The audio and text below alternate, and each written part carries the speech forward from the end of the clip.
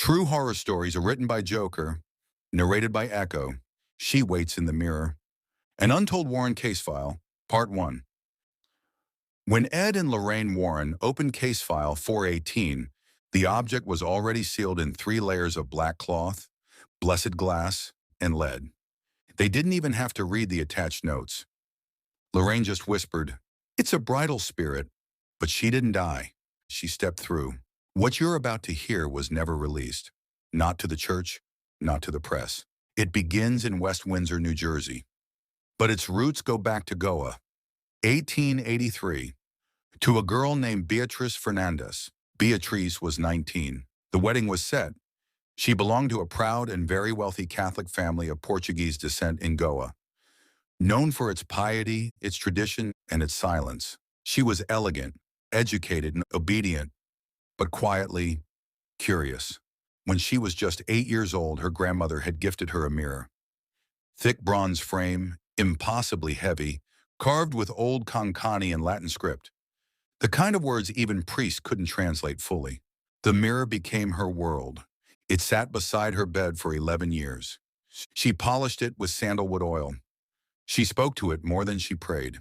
It was the last thing her grandmother gave her, and the last time she ever saw the woman alive. 6 weeks before her wedding, Beatrice confessed something to her maid of honor.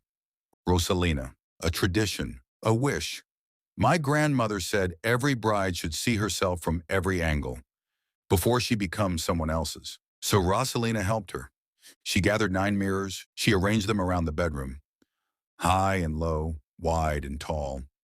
2 were placed facing each other. And at the heart of it all stood the bronze heirloom. Warm, watching. Beatrice stepped in, wearing her red bridal sari. She lit a candle. She looked at herself, and one reflection smiled first. She didn't notice. Not at first. One night after the mirror setup, Beatrice was approached outside her parish gates by a veiled woman. The woman handed her a folded letter. No signature, just a symbol. An inverted cross woven with a peacock feather. Inside it read, "If you want your love to live forever, come to where no vows are broken, where mirrors remember what people forget, where saints look away, and something older looks back. Speak no one's name. Bring no photograph, no witness, no priest. Walk where roots drink secrets. Stand where the forest swallows light. Kneel where the stone still feels warm. You must bleed only once. You must speak nothing aloud, and you must never look away from her. Here are the coordinates. She already knows you're coming. She's been waiting since the veil was lifted. She remembers every bride who stepped through. They remember you. Now it's your turn." Beatrice followed the letter to an abandoned Portuguese chapel in the forests of Saligao. Locals whispered it was cursed, a place of syncretic rituals, where forbidden rites were once hidden beneath Catholic symbols. She didn't go out of rebellion. She went to pray, to protect her love, to be remembered. Inside, the icons were twisted. The altar cracked. The Virgin wore a bridal veil. A statue of Christ wept blood. Beatrice knelt and whispered, "Let him never leave me. Let no one take my place. Let the mirror always remember me." And something behind her reflection responded. Beatrice returned home and told Rosalina everything. "They don't make you kneel in shame. They make you look at yourself. It felt like the first time I actually existed." Rosalina panicked. She told Beatrice's parents. The priest was summoned. The church disowned her. The groom's family canceled the wedding. The family left her in disgrace. No one spoke to her again. Not even Rosalina. Beatrice had already hidden the bronze mirror. Her mother said, "You've become a shadow. I hope your reflection forgets you." Beatrice replied, "It never will." That night the house was quiet. Everyone believed she was asleep, but Beatrice had relit the candle. She brought it into the center of the room.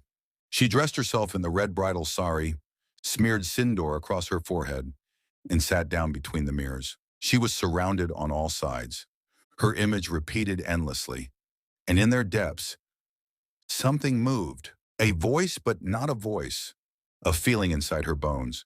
"You don't have to be forgotten. They threw you away, but we remember. Let the blood seal what love could not." Beatriz nodded once. She didn't cry. She smiled. Then she took the glass bangles from her wrist and shattered them one by one in her palm. Her blood ran over the floor, sank into the wood, and touched the base of the mirror. "Now look," the voice said. "Don't blink. Let your body be the veil. Step through." And she did. Her reflection stayed. Her body did not. A week later, Beatrice was declared missing. No body, no blood, no suicide. Only her bridal sari, folded neatly, and the bronze mirror, still warm. The police were called. The family lied. The church stayed silent, but Rosalina never forgot. Years later, she whispered, "There were still 2 mirrors left, facing each other. The candle was out, and in the deepest part of the room, I saw her, still standing there, smiling. The mirror remembers, and she's not finished." If you're still listening, you've survived part 1 of a true horror from the dark side of India. If this story haunted you like the audio, follow this show for more true nightmares and leave a review below. What would you do?